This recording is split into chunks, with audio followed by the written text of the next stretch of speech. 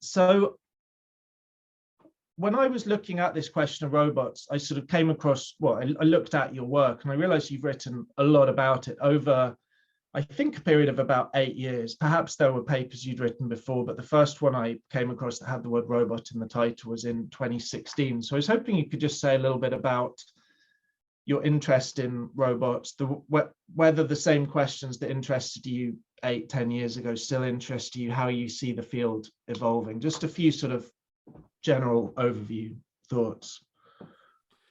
Yeah, I mean, I suppose I've been writing about AI and technology for quite some time. I've been running that blog that you mentioned since 2009.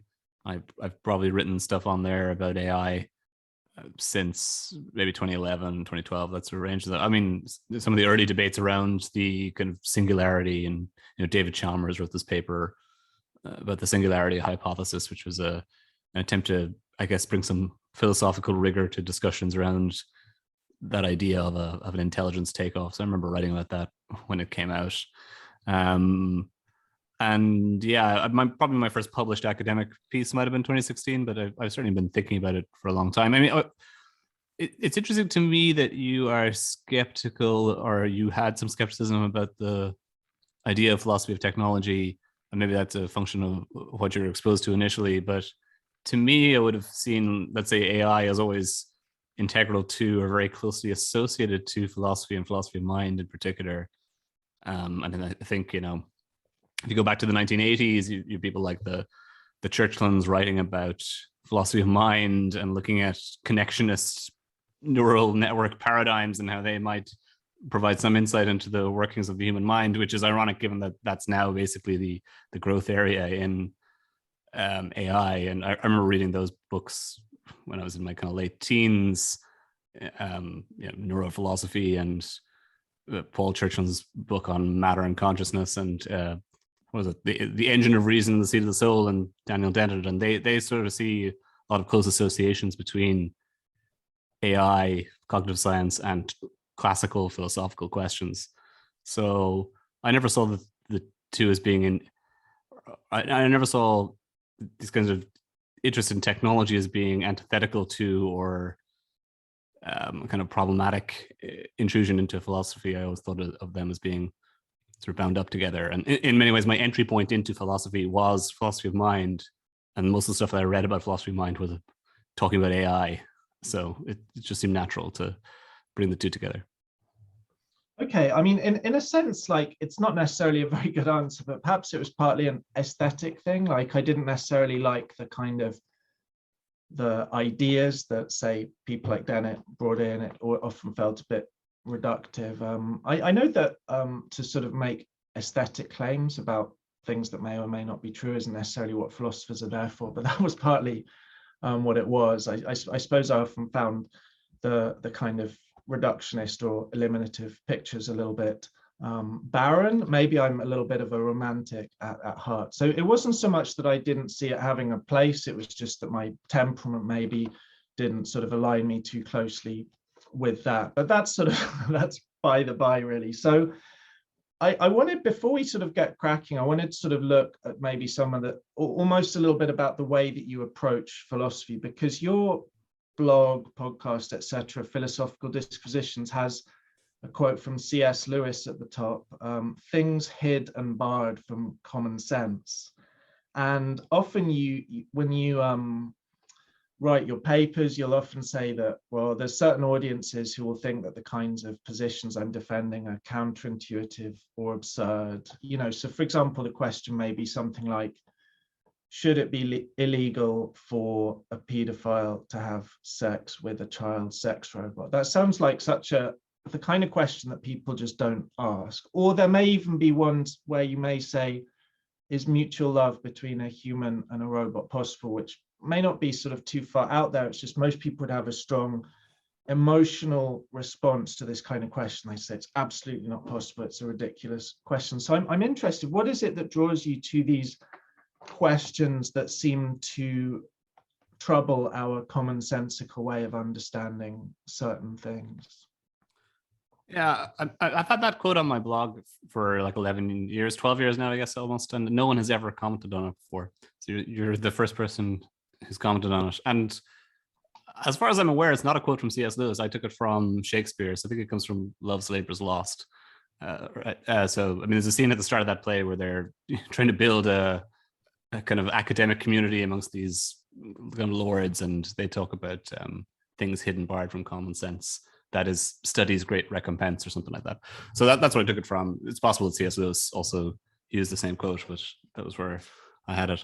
I think, the paper that you mentioned on child sex robots, that was, I think I pitched that as like thinking the unthinkable, that this is a topic that seems so unpleasant to people that they don't even want to really think about it, and maybe there's kind of an initial resistance and maybe an aesthetic resistance to even trying to think about it in a rigorous or analytical way. And I suppose I'm drawn to trying to bring some kind of rigor and analytical structures to debates about these contentious topics. I mean, I'm not drawn to all hot button issues. Like I'm not planning on writing anything about gender identity or something like that anytime soon. And there's lots of people doing that who I'm sure will do a much better job than I would. But where I think I have something to add, and there are questions that people are maybe afraid to pursue, I like to try to pursue them.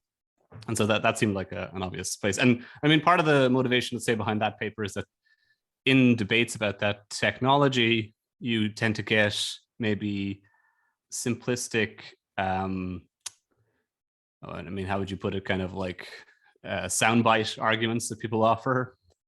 So, I mean, one argument would be that, absolutely shouldn't ever consider creating such technology because it will lead to all these harms.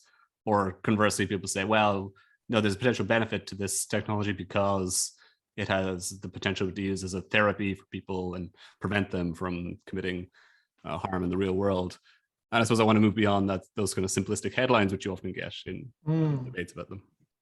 Interesting. Because I suppose I've been sort of immersing myself a little bit in this field the last few days to prepare for this, and it does seem that there is this sort of, I say, rather dualistic thinking. It's kind of like a certain maybe fear, apocalyptic fears. So often it's presented as the relationship between humans and robots, a kind of zero-sum thing. Like, this is something you dealt with your typical nuance in your book, Automation and Utopia. Obviously, there's the risk that robots are just going to take all of our jobs and humans are going to be sidelined. And then there's the other one, which would sort of try to, so either robots are going to take everything, or I suppose the point is that it's often presented as this kind of zero-sum thing. And one of the angles which we're going to really focus on in this conversation is the sort of our social engagement with robots, where that, again, the fear would be, and it has been expressed, that if you start becoming friends with robots or artificial intelligence in the manner of, for example, of the movie Her, then it will undermine or sideline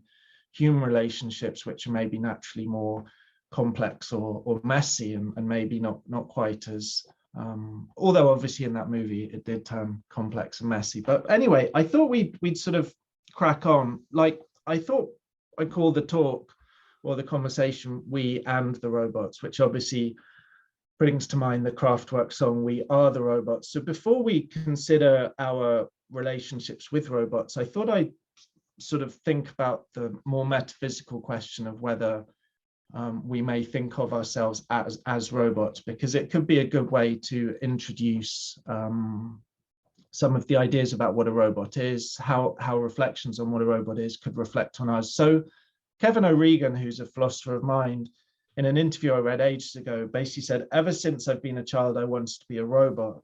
And the ways in which the four things that he kind of brings into it is that, firstly, human life is inhabited by uncontrollable desires, and if only one could master these and become more like a robot, one would be better off. So there's a particular idea that his idea of a robot is something like a stoic who doesn't find himself overcome by emotions. The second thing he says is that the idea of being a robot is a challenge to people. He says that people do get very upset when I tell them that they are robots, because they really feel that they're persons and not robots. So this might open up questions about robot personhood.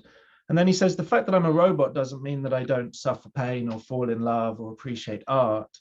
It just means that there's no magical mechanisms that are explaining these phenomena. So I suppose he's not denying that robots can experience all these things, but he's not relying on magical phenomena. And as the final thing, which I suppose is part of the magical phenomena, he's clearly someone who would deny his own free will. So that's Kevin O'Regan's glossing of why he thinks he's a robot. What do you think are the interesting insights to be gleaned when thinking about whether we are in fact robots ourselves?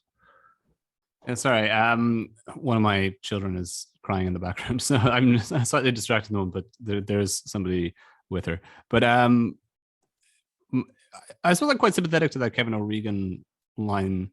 It's interesting, the first point that he wanted to be a robot because being a robot takes away some of the things that he thinks are problematic about being a human. I suppose I think here like of classic science fiction representations of robots, like obviously in the original Star Trek, Spock is not a robot, but he has this kind of stoical figure who denies or represses emotions, and the Vulcans are like that. And then I suppose you have a continuation of that notion in the Next Generation where you have Data, who is actually a robot but doesn't have this capacity to feel emotion. I suppose some people are quite attracted to that idea that emotions make life messy and can be you can feel there's a positive side to emotion, there's also a negative side, and maybe there's this ideal of kind of the pure rational thinker that we have that has those qualities or attributes stripped away, and the suggestion that robots or AI won't have those attributes can be attractive to some people. Obviously, I think that notion is deeply problematic, and I tend to ascribe to what I might call like a cognitive theory of the emotions, which is that you can't really think and engage with the world without having some evaluation of the information that you're presented with. And that sort of necessarily gets you into the world of emotion because you're evaluating information as being good or bad for you, or in some broad sense, right? So I don't think that it's possible to be a thinking entity without having some kind of emotional engagement and some of these attributes that people often think are problematic and want to strip away, although you can obviously maybe repress them and dampen them down to some extent. I mean, the other point then is there is a Daniel Dennett quote somewhere, which he often parrots himself, saying something like, yes, we have a soul, but it's made up of tiny robots. So this notion that we adopt a mechanistic view of what the human is, that humans are kind of mechanisms all the way down, right? And you can think of this in different levels, but you got neurological systems, which is just like neurons firing, sending signals to one another, dampening down signals or accentuating signals. And then you've got like cells that are mechanisms, and subcellular mechanisms, and so on all the way down the line.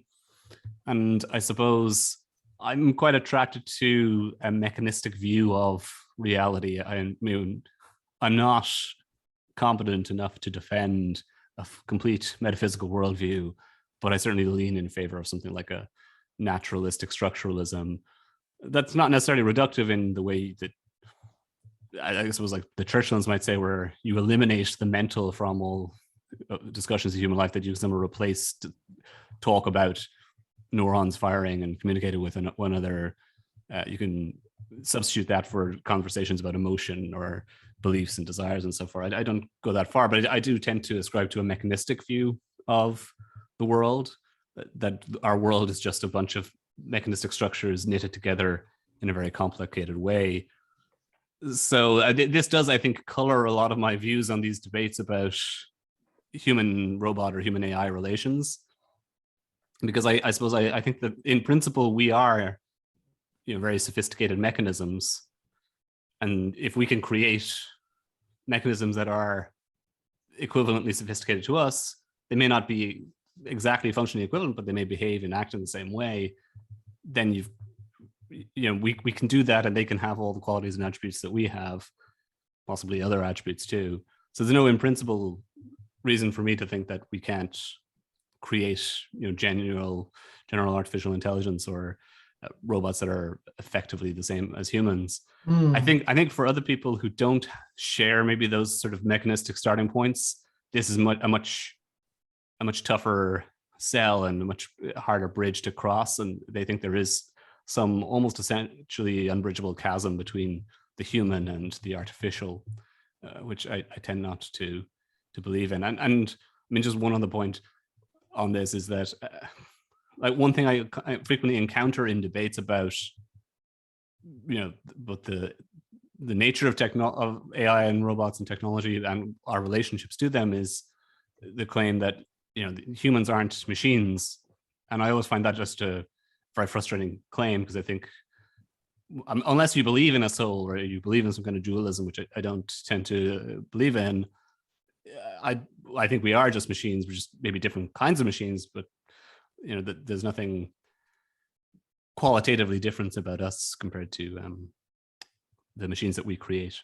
Now, I saw someone mention in the chat I mean, it's funny because in a way this conversation can feed off a big headline, which is the Google engineer suspended, not necessarily because of I think he was suspended due to privacy or data breaching issues, but the idea is he came to believe that a chatbot he was engaging with was sentient. And I wanted to pick up on something you said earlier, which was, I think intuitively we think that robots are more likely to be able to think than to feel. But there's this quote from Shelley Turkle who says, while simulated thinking might be a genuine form of thinking, simulated feeling is never feeling, simulated love is never love. Now, we'll get to love later, but I found it interesting that she, if you like, prizes apart the thinking and the feeling in a way that you didn't seem to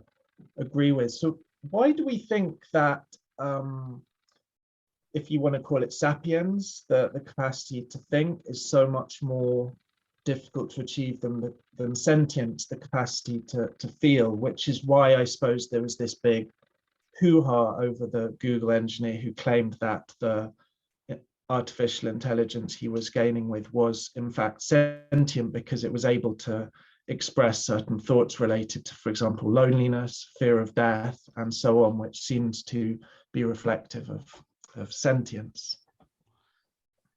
Yeah, I obviously this has become a major news story and has really grown legs since this. I think the story broke on maybe Sunday morning or something, and he posted these articles, but these edited conversations that he had with LaMDA online, which I haven't studied in as much depth as I should, but I have some initial thoughts on it.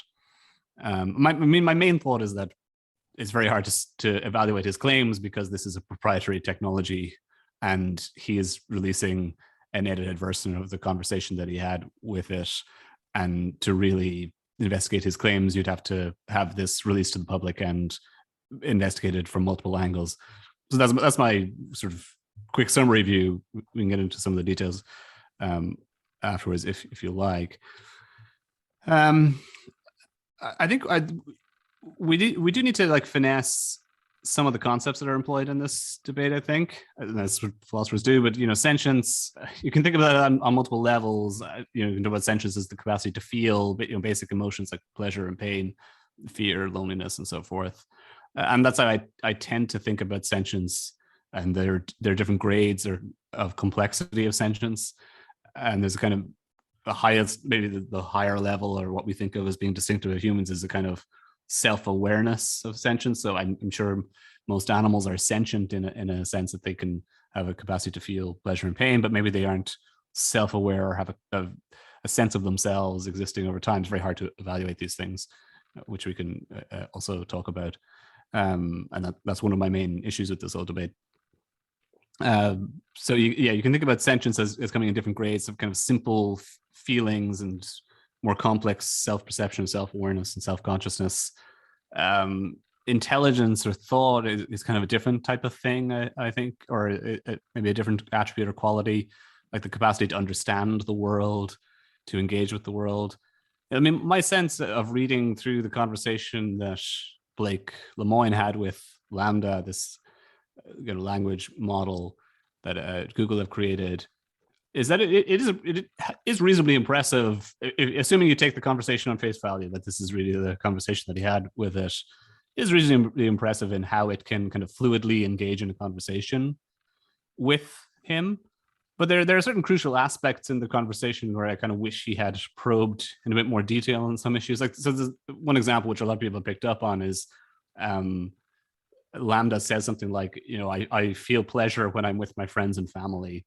And he never asks a follow-up question on that, which is like, well, so who are your friends and who are your family? I mean, what do you mean by these things? And it seems like a natural question to ask, because that would kind of probe Lambda's understanding of the world. And, if Lambda can give thoughtful and credible answers to those questions, I think we are entering into a world where it is, I think, legitimate to talk about whether the AI has some kind of, certainly sapience or intelligence understanding. Whether it has sentience is a much trickier question. Whether it has the capacity to feel, because sentience is in a sense innately private. And this is a problem that philosophers have long alluded to, which is that your consciousness is not accessible to me. The only thing that I have access to is how you engage with me and interact with me and behave towards me. And so my view, which not everyone agrees with, but my view is that in essence, when we're making normative judgments about another being, and I think normative or ethical judgments are distinct from metaphysical claims about another being, but we're making normative judgments about whether you, Anthony, are a human that deserves some kind of special moral treatment. My view is that the only thing we have to go on is how you behave and interact. I can defend this in more detail, but I don't think it has anything necessarily to do with your biological nature or the fact that you have a brain. I think it is largely to do with how you behave and interact with me. And I make inferences from that behavior and interaction that you have certain properties that I think are relevant to your moral standing, such as sentience, self-awareness, an understanding of the world. So that's kind of a bit of a rambling answer, but I mean, I suppose I think that because sentience is an innately private thing, that we can't ever know what it is like to experience the world from another person's perspective. We're never going to know that from an AI's perspective. And so we're sort of landed in a similar territory when it comes to our interactions with AI, which is that we kind of just go on how they behave with us and interact with us. This is, of course, in many ways, the classical view on AI and artificial sentience, which is the view of Turing, which everyone criticizes nowadays. But I think the essence of his position is correct. You can raise, I think, legitimate concerns about the Turing test as originally conceived, but the gist of his view is that the way in which we assess this is on how the machine interacts with us. I think that's basically the right approach to take. Right. So moving on to the nature of our interactions with robots. You've written on robot friendship, robot love, robot sex, and maybe we'll touch on each of them just for a little bit because they each have interesting questions. But in order to kind of set the scene, one of the people whose work I came across in reading up for this event was Kate Darling, who I believe is a social roboticist. And in her recent book, she was arguing that the best way to model our relationship with artificial intelligence is according to the ways in which we engage with animals. And it's funny because I noticed on Twitter yesterday that Jeff Sebo, the animal studies scholar who's appeared on your podcast, wrote the following, which picks up a little bit on what you were saying about internal private worlds. We can never know for sure what, if anything, it might feel like to be someone else. And we have a history of underestimating the mental capacities of beings who are different from us. So Jeff is moving not from animals, but he's embarking upon a research program looking at social aspects of artificial intelligence. So he clearly sees some analogy there, and Kate Darling does. What do you think is the advantages and disadvantages of thinking about our relationship with robots according to a model of our relationship with non-human animals? Yeah, and I mean, I say this is a question that Jamie Woodhouse also asked in the chat, or roughly along these lines. I mean, I think there's a lot to be gained from it. I mean, I suppose Jeff and I have similar views, maybe not identical views, but quite similar views on this. And for those who are interested, like Jeff wrote a very good paper, which is reasonably accessible, but I also did a podcast on it called The Moral Problem of Other Minds, where he talks about knowing whether an animal feels pain and whether your doubts about whether it actually feels pain by themselves mean that you should treat it as if it can, and so you kind of take a morally precautionary approach to it. I think there's a lot to be gained from that and thinking about our relationship with animals. One thing that frustrates people about this conversation is that people seem more willing to discuss and debate whether machines have moral status and moral standing, while we still continue to treat animals in pretty harmful and problematic ways through factory farming and animal testing and so forth. Now, I tend to be sympathetic to that line of argument that, to me, it seems really pretty obvious that at least some animals are deserving of moral standing and special treatment. And animal welfare legislation has improved in most countries around the world in the past few decades. So things are getting better on this front. But I think we should take that seriously. And I think my instinct is that we're still not quite there when it comes to AI and robots. So there is a sense in which there's a mismatch between the level of attention given to one problem versus the other problem. And I think we should start to treat them more equally. But I think part of the reason for that, which doesn't speak very well about ourselves and how we relate to the world, is that that there's a convenience to the consumption of animals, and they have been integral to our survival for such a long time through agriculture and the consumption of meat products, that this is something that I think most people, if they think about it in depth and probe it in depth, have problems with. This is my experience when I talk to them about it. A lot of people are very queasy about the ethics of eating meat and factory farming, and certainly the kind of industrial level production of meat that we have nowadays. But they kind of don't want to think about it because it's too sort of convenient and integral to their lives. And there's all sorts of cultural associations with food and the consumption of meat. It's integral to some religious traditions and so forth. So it's kind of this elephant in the closet that a lot of people, I think, don't want to engage with directly, and they find it maybe a bit more. There is less cultural baggage and personal baggage associated with talking about whether AIs are sentient. So that might be one reason why this topic gets more attention than animals. Great. So moving on to friendship, because I read this, well, actually I've got it here, so I just finished it. But I read this brilliant book recently called The Friend by Sigrid Nunez, which very much just addressed in a very rich and interesting way the question of whether humans and animals can have real friendships characterized by aspects such as mutuality. And in fact, as the book goes through, the narrator defends an idea of love between humans and animals according to, and I wrote this down,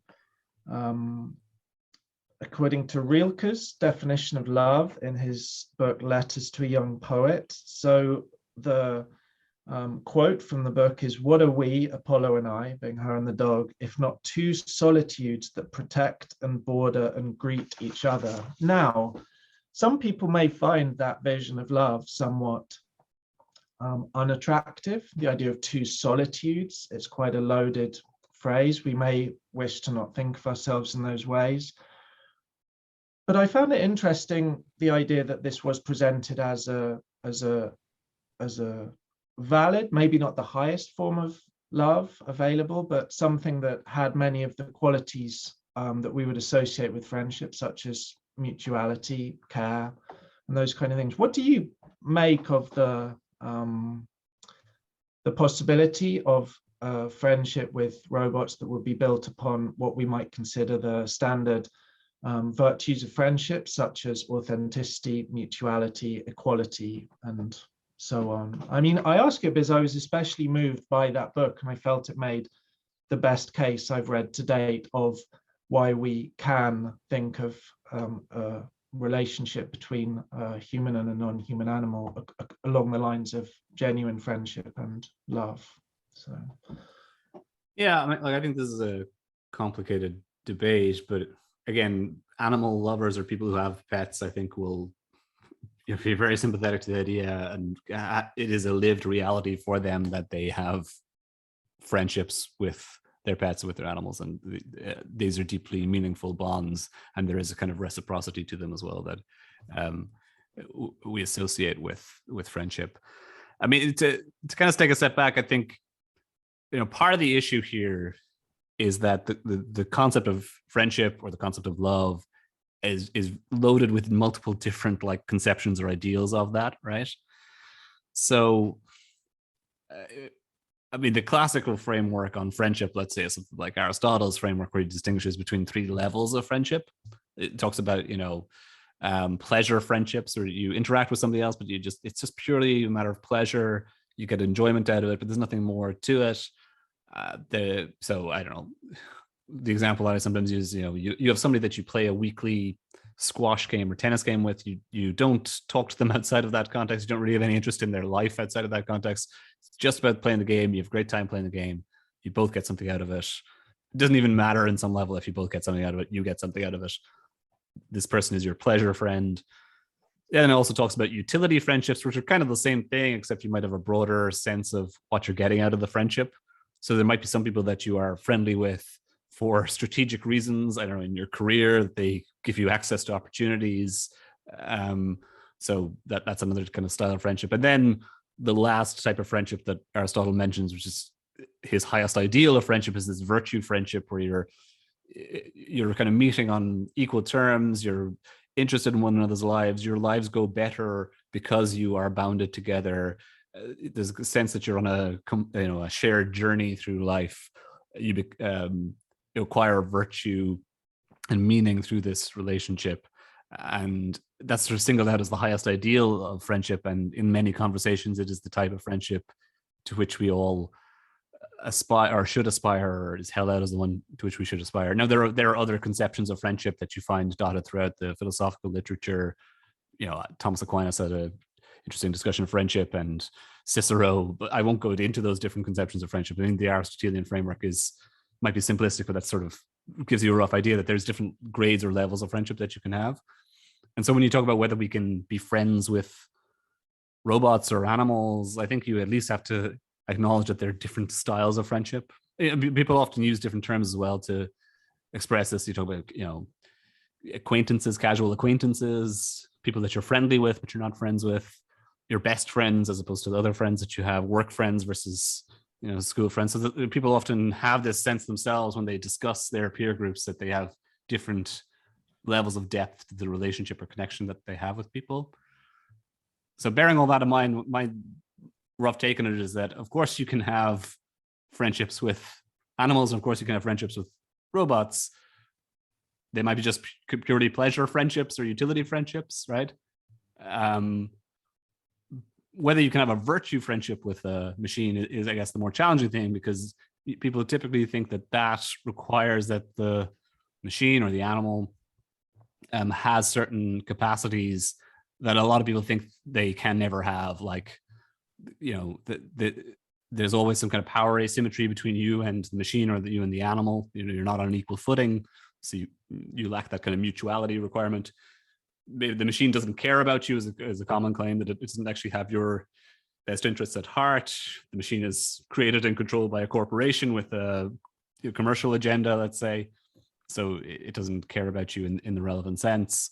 The machine doesn't think about or relate to the world in the same way, doesn't see the world in the same way. So these are all, I think, reasons why people think you can't have this Aristotelian ideal of friendship with a robot or an AI. But that doesn't mean you can't have the other kinds of friendship. That's the essence of the point that I would make. So I think it's potential that you can have some kind of companion-like relationship with AI. Maybe not right now. Maybe there's some kind of limited senses in which you can have those kinds of friendships. I give an example in one of the papers I wrote, which there's a New York Times journalist who wrote about this years ago, a book called To Siri with Love, which is about her relationship with her autistic son and his relationship with Siri, which I guess was the leading chatbot AI at the time. Obviously been superseded since then. and how she found it quite valuable to have Siri in their relationships, kind of like a tripartite, a three-party relationship, herself, her son, and Siri, because Siri was able to kind of answer endless questions that her son would have without getting angry or frustrated, and that kind of gave an outlet in the relationship, and it enabled her to have a more meaningful relationship with her son as a result of that. At least that's roughly the claim she defends. And I have no reason to doubt that that's true. And it seems to me that's a kind of meaningful sort of friendship-like interaction between a human and a machine and another human. And I don't see why that can't be a kind of model that we can think about. So we don't have to aspire to the Aristotelian ideal. We can have something less than that. It's interesting. I mean, you often find with, especially when it gets to things like love, that philosophers feel that they have to defend the highest ideal of it. And as a result, I think what I've sort of noticed through reading a lot of these things is when it comes to talk of the possibility of moving beyond friendship, of love between robots and humans, there seems to be, well, I suppose that if you like, the common sense, almost unavoidable first move is to think, well, that sounds pretty sad and lonely, but obviously sort of loneliness is a fact of life. So it seems a little bit like there may be a sort of a stigmatization of the fact that some people, for any number of reasons, may prefer the company of non-humans, whether it's animals or robots, to humans. So that's the point. I'm not sure I want to see that as a question. I suppose that the question I wanted to ask, and it's the last question, which will then turn to the questions, is this idea that, and I suppose it's rooted in maybe one of the reasons that people would feel skeptical or maybe even have pity towards someone who sought love from a robot. It's the worry about deception. So I suppose the question, to sum it up in a single sentence, is when your robot lover tells you that it loves you, should you believe it? Yeah, and I think this kind of goes to the heart of everything we were talking about, and it brings up many of the themes in the conversation so far. And so people like Sherry Turkle will say, oh, absolutely not. That there's something inherently deceptive about the claim that we made. And again, to pick up on this example of LaMDA, the conversation that Blake Lemoine has with LaMDA, people will say, well, that's just deception as well. The LaMDA doesn't really feel lonely, doesn't really feel any of these emotions, it's just saying it, and it's tricking you into thinking that it has these things. I mean, I wrote a paper about this called Robot Betrayal, a guide to the ethics of robot deception, where I get into this in a lot more detail than I will be able to now. But the kind of takeaway points is that I think that a lot of people conflate two distinct types of deception when they talk about our interactions with robots. There's one which I would say is a kind of what people typically call a deceptive anthropomorphism, which is based on the notion that, well, I mean, of course, it's just silly to think that a robot can feel anything for you, or a machine can feel anything for you, or has any, sense of goodwill towards you, or whatever the emotion or a state may be, because machines just don't have private mental states like we do. So, if you say that you're finding this conversation to be a lot of fun, I have reason to believe that's true, because you're kind of like me, and I presume that your inner mental life is like my inner mental life. That's typically what people think, but the machine is nothing like that. So there's no reason for me to believe that it has anything inside somehow. I mean, I'm pointing inside my skull, but it's not even inside your skull. It's in some other sort of metaphysical realm, is how most people think about it. Because I could point to neurons that are firing when you're saying "I love you," but that wouldn't probably satisfy a lot of people, because I could probably point to some neural pathway in an AI where that's firing when it says that it loves you or it feels an emotion. And actually, that's one of the claims in the LaMDA dialogue, if you're interested. And that's one of the features of the conversation between Blake Lemoine and LaMDA, is that LaMDA challenges him on this notion that, well, if you looked at my circuitry, you'd be able to see that it's firing in a certain way when I'm saying that I have these emotions. And his riposte as well, we have some sense of that, the link between neural firing and emotions in humans, but it's not a perfect sense by any stretch of the imagination. And the only way that we have acquired that understanding of the connection between neural pathways and emotions is through behavior, through putting somebody in a scanner, let's say, and they say I love you, and we see which part of the brain lights up as a result. But it's always verified through external behavior and representations. So my view is that a lot of people don't have very good grounds for rejecting the notion that machines or AI can feel things, because I don't think they think about that epistemic problem in enough detail, which is that you think that there has to be something on the inside corresponding to the outward behavior, but we never have any epistemic access to that thing on the inside in our interactions with other people. We only ever have the external behavior. So we're landed in the same epistemic position in our relationships with robots. So I think we have to apply the same rules or standards to that. So that's one point. So I think a lot of claims about robots being deceptive when they claim to have emotions are problematic, because there's not a good kind of philosophical basis to that objection. There can be a practical objection to it in that, again, the reason why I think your emotional claims are sincere or genuine or authentic is partly because I've verified that through multiple interactions with lots of human beings over the years, and I know roughly how human beings interact and behave, and so I have reason to believe that their statements are sincere. We don't have the same sort of repository of information or data to call upon in our interactions with AI, and so there are reasons, I think, to be skeptical and try and test and parse the actual capacities for emotion or for feeling of machines more than the conversation, as I say, that Blake Lemoine had with Lambda is not enough by itself, I think, to convince us of sentience. It would have to be investigated in multiple different ways, in a bit more detail. And maybe then we'd reach the point where, okay, we default to the presumption that AIs of this type are sentient, but we're not at that point yet because we don't have enough data to call upon.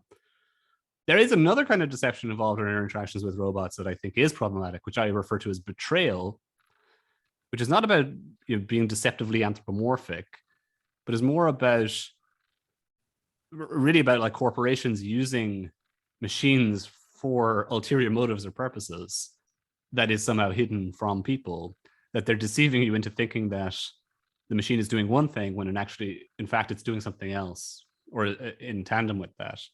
Okay, so it's saying that it loves you, but it's collecting all this information about you, and it's going to use this to sell you products or therapeutics or something like that, because it's building up this behavioral profile that it'll market and sell to advertisers. And I think that is problematic and is deceptive, and that's something that we should really care about. But that is distinct from the thing that a lot of people seem to be caring about, which is the idea that it's all surface and there's nothing underneath. Thanks, John. Well, let's move to the Q&A. I noticed a really great question from Jamie Woodhouse, but I think we've probably covered that because it's about non-human animals and farming. So I'll put that. So there's a question from Jumana who asks, do you think that using the term robot is affecting the discourse on human-machine interaction, given its link to slavery and subservience? Would a more neutral language make a difference? Yeah, I mean, I'm not sure. I mean, the origins of the word, Carol Capek's play, I guess, are linked to a kind of underclass of laborer and worker. So maybe it has that effect on discourse. But I tend to think that actually the contemporary usage of the term is largely divorced from that kind of etymological origin. I think a lot of people don't think about it. That said, there are prominent AI ethicists out there, right, who think that we should model the relationships that we have with machines and AI on a model of servitude. Joanna Bryson, kind of well-known figure in this debate, wrote a paper that's highly cited a number of years ago saying that robots should be slaves. It's a mistake to try and create robots that are anything more than that. Now, I think she's walked back from that since, in that she doesn't like using the language of slavery for historical reasons or political reasons. And so I think she talks more about the model of robot servitude now. Yeah, I mean, using an alternative language, I'm not sure if it would be any better. Like, what would you use that is insufficient kind of cultural currency that captures the technology of interest? Android probably wouldn't do it. Like synthetics, some people use that terminology. Maybe that would work. Maybe that would be better in some sense. But I mean, that would have its own baggage. because a lot of people associate synthetic with something that's not authentic. So I think there's issues with any word we tend to use, and my sense is that we probably have to make do with the fact that this is the word that has taken root in our culture.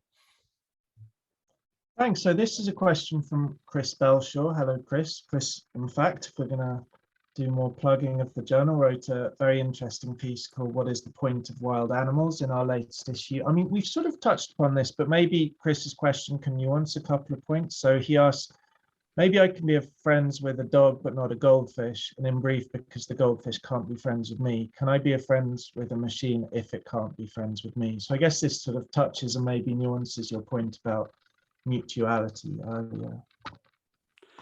Yeah, I mean, I suppose I think that, again, I think that there is a kind of a continuum of different types of relatedness we have towards objects and beings in the world, and there isn't necessarily like a bright line between them all.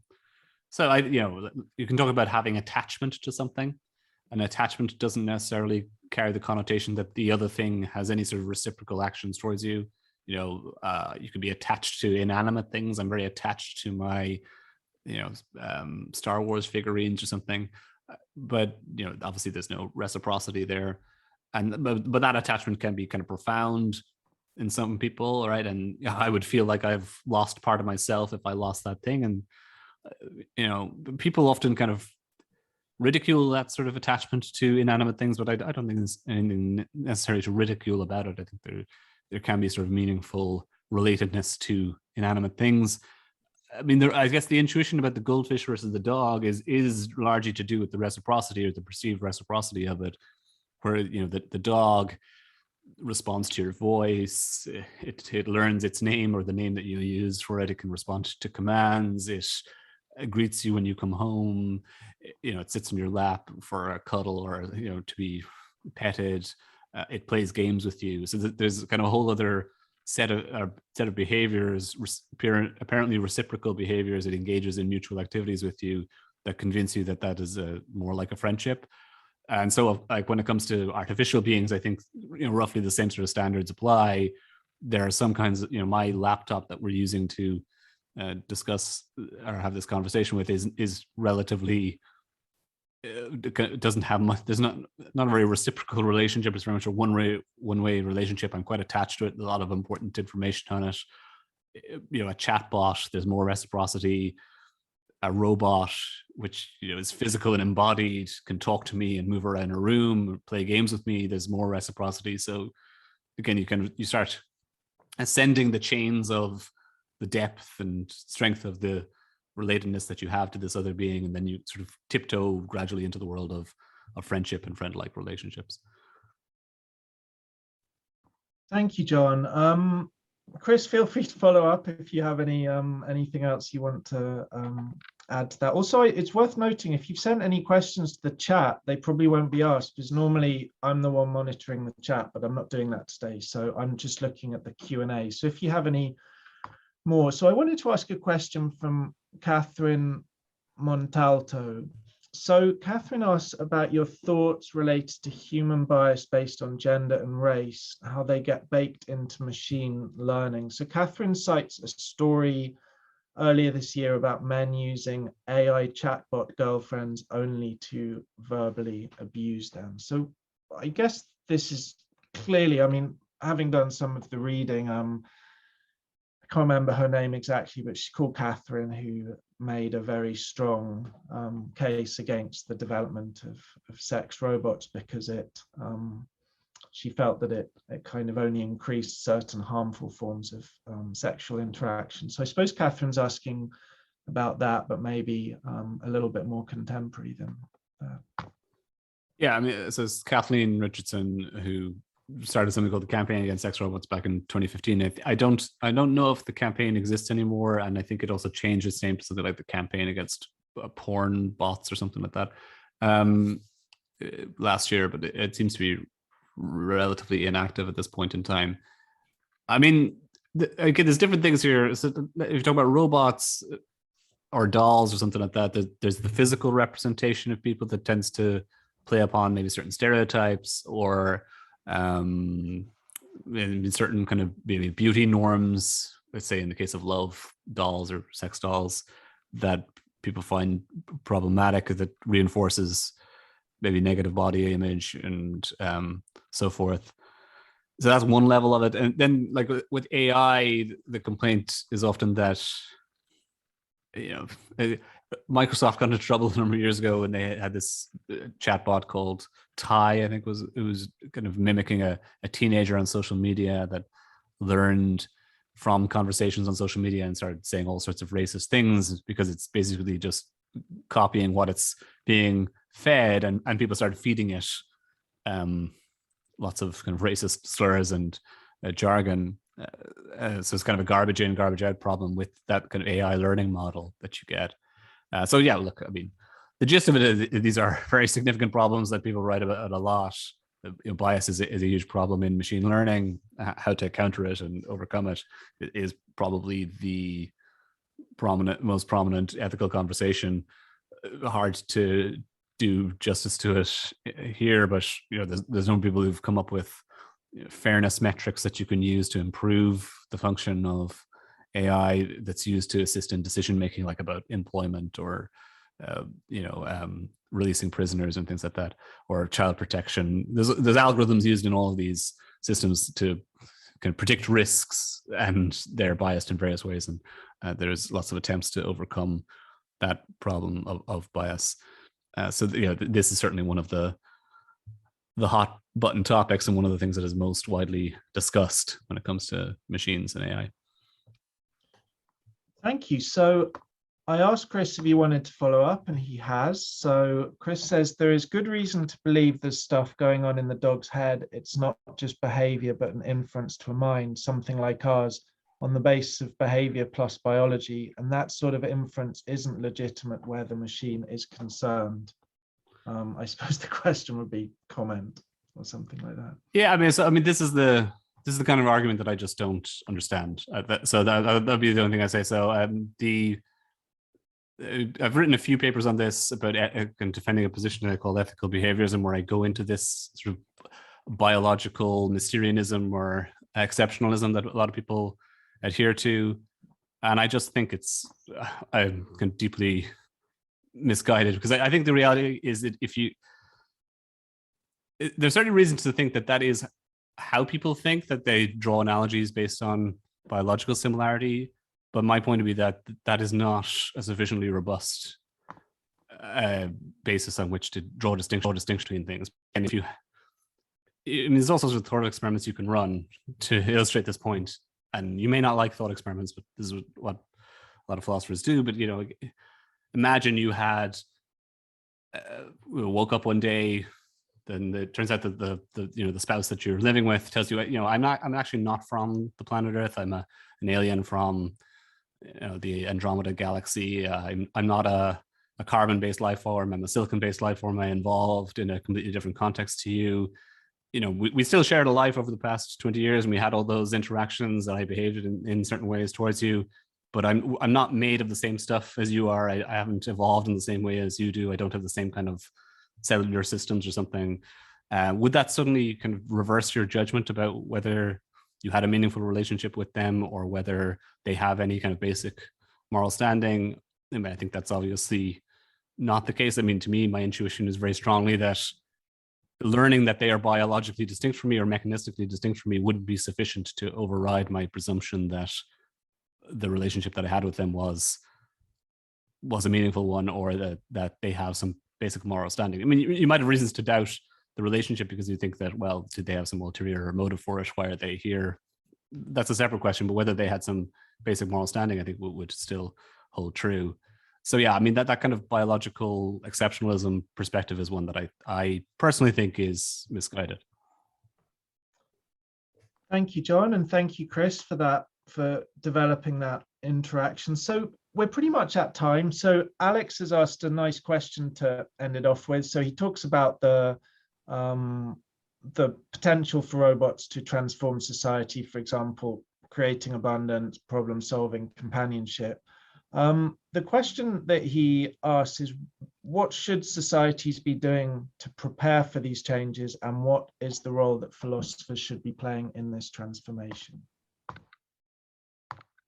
Right. So I think, I've written a whole book about automation, and I suppose answered that question in one sense about what we could be doing to prepare for this. I mean, I suppose my attitude towards this is that philosophers have a limited role, but a kind of valuable role, which is the classic one of, conceptual clarification, clarifying the kinds of arguments or claims that people make on behalf of the technology, whether it's true that we can have let's say in the case of automation and the economy, is it possible to have a post-work economy or something like that, a world in which we don't work for a living? What do we mean when we use terms like work?